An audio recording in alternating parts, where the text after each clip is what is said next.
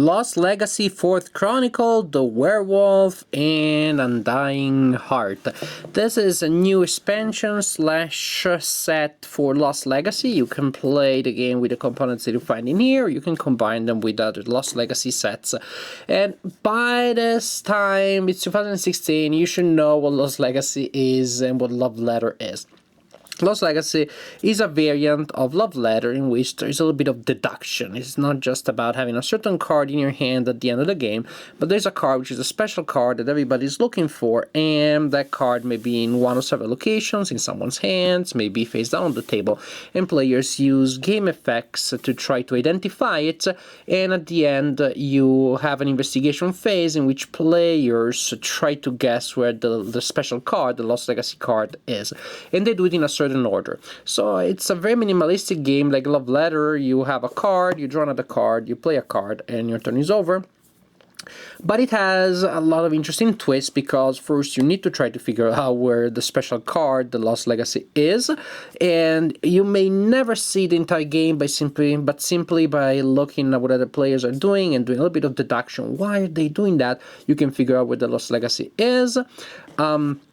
And also, it is about trying, towards the end of the game, to have a low-level card, with a low number, so that during the investigation phase, in which players try to guess the location of the Lost Legacy in order, from lower to higher, you can go first and you have better chances. So, deduction, manipulating cards, so you can have a good investigative cards at the end.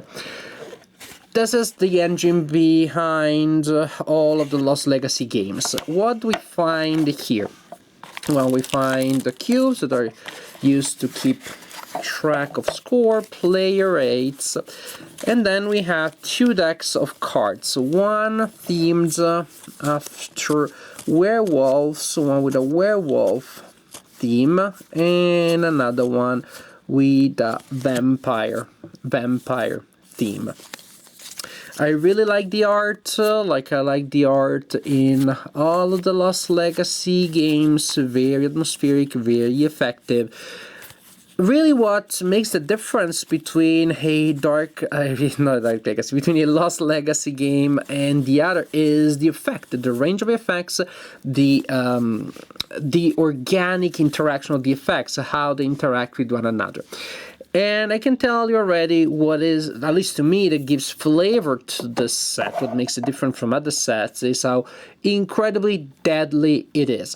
In other Lost Legacy games, you also have effects that may kick players out of the game before the game goes to the investigation phase, in which case, if there's only one player left, that player wins without having to go to the investigation phase. You don't have the investigation phase at the end, only if there is more than one player in the game. But all those games also, again, have some effects that allow you to eliminate players, or players may eliminate themselves if they make a mistake. This set here, actually both sets to me, and the vampire more than the werewolves, but the werewolves also, they're incredibly deadly. I mean, I played it several times, and we still had to see an investigation phase. It always came down to people dying and one person surviving, very often because of just luck, because as you will see, people get killed in this game just because of bad luck. So to me, that is the problem, really, and why I'm not a big fan of this set, because at the end, to me, the fun in Lost Legacy, it's about getting the right cards, explaining the effects, and deduction. And that element was completely missing here. I never worried about the location of the Lost Legacy. Well, after a couple of rounds, after a couple of plays, I stopped worrying about the location because I realized that there was not a point in that. It was much better to try to kill the opponents.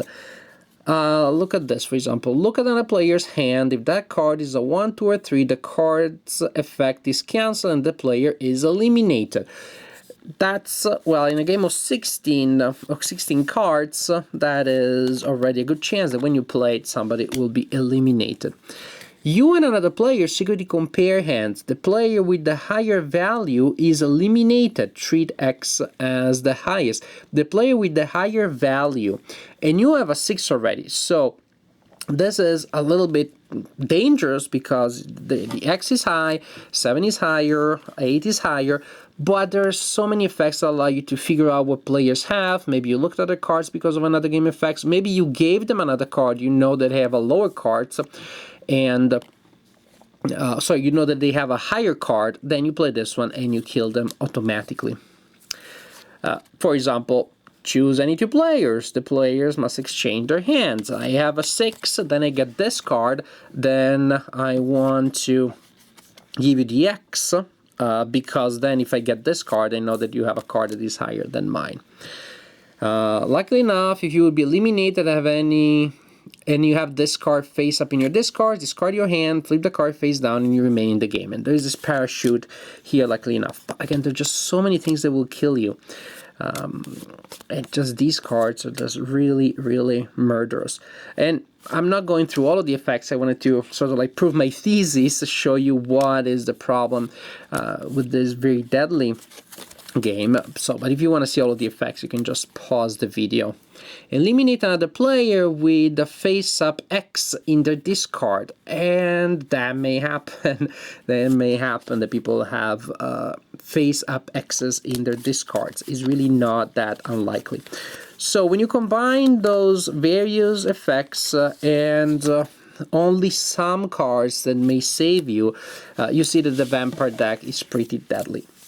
As for the werewolf deck, let's have a look at that one. And again, I may not give you all of the detail of the effects in detail. You can just pause the video, flip all X's in your discards face up, then look at a card in the ruins or another player's hand. For each X in your discards, you look based on the number of discards. Now, premonition gives you some information. You can pause. If this card is face up in your discard and no player finds a lost legacy, you win the game. So there is that. Oh, the village council. All players must reveal their hands to the players with the lowest, and the player with the lowest cards is eliminated. So that means that somebody will automatically be eliminated with the village council appears. Again, this is very murderous. I understand they wanted to get the werewolf theme into the werewolf game, where at the end of the council somebody gets killed. Take a card from any player's discards and add it to your place. So, yeah, we have another card that makes you win at the end. If another player investigates this card in your hand, you immediately win the game. Actually, there's another reason why you may not get to the end of the game. Well, you may not have to investigate because somebody earlier may look at that card. Look at a player's hand. If you have the same card in your hand as that player, you may reveal it and that player is eliminated. This is an 8 and there are 3 of them. And again, because of looking and exchanging cards is not, for example, by using premonition, is not that hard to figure out if the opponent has a card exactly as you. And if you and an opponent have the same card, then it's just about seeing who gets this card first, because that player will get to kill the opponent. So it's not about, alas, it's not so much about finding the lost legacy. It's about killing the opponents. Absolutely 100% with this deck here, with the vampire deck, and this is why I'm absolutely not interested. But between the full moon and the council, if you're playing with 3 players, again, most likely 2 of them. Well, if you're doing with 3 players, 1 of them will be killed by the council. Boom, automatic. And then most likely, or it's likely, another one will be killed by the full moon. So that's it. The game is then reduced to who gets this or that card rather than who is studying the opponents. Also, note to self, as I was talking, I got distracted. I think I misread this game effect here, so you can read it at your leisure.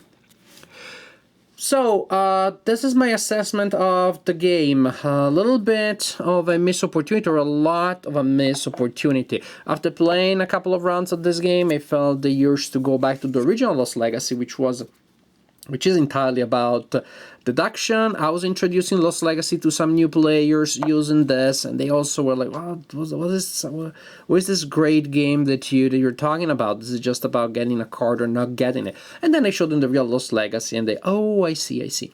So just to me, not a very interesting implementation of the system, much weaker than the original game, and in general, just not a very interesting game per se.